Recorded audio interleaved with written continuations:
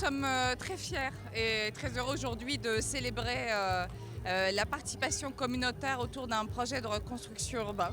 tel que celui-ci. On est particulièrement fiers parce que ce projet est fait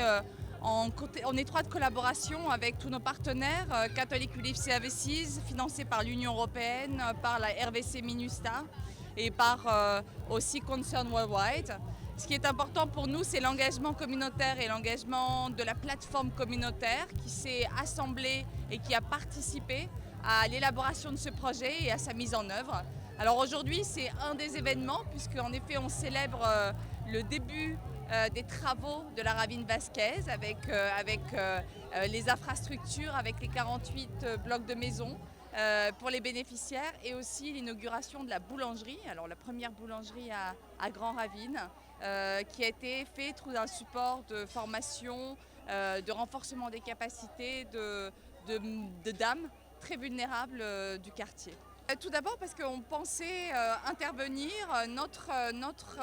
mission est d'aider les populations les plus vulnérables, les plus pauvres. Et pour nous, eh ben oui, le quartier de Grand Ravine est un des quartiers enclavés, vulnérables, qui a besoin de sortir de l'ombre et qui a besoin de montrer tout ce qu'une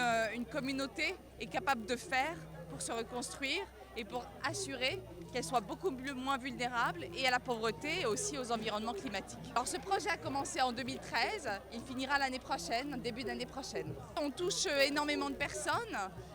on touche à peu près 1500 bénéficiaires directs à travers bien sûr l'engagement communautaire, à travers la sensibilisation, à travers les activités génératrices de revenus,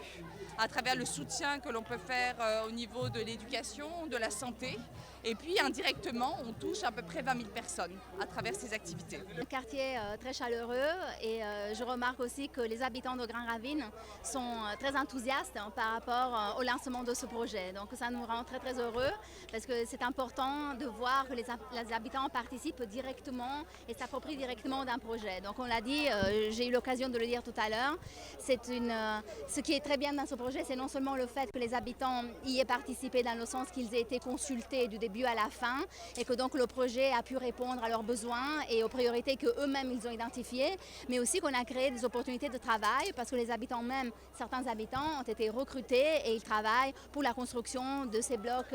de logements et pour la réhabilitation de cette ravine. Donc il y a eu une création de 2000 emplois qui bénéficient directement à la population et c'est pour cela je pense qu'ils sont très contents, très heureux comme on l'a vu. En particulier pour ce projet,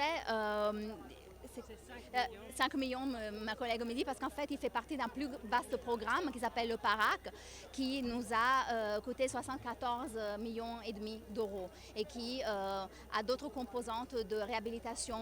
urbaine.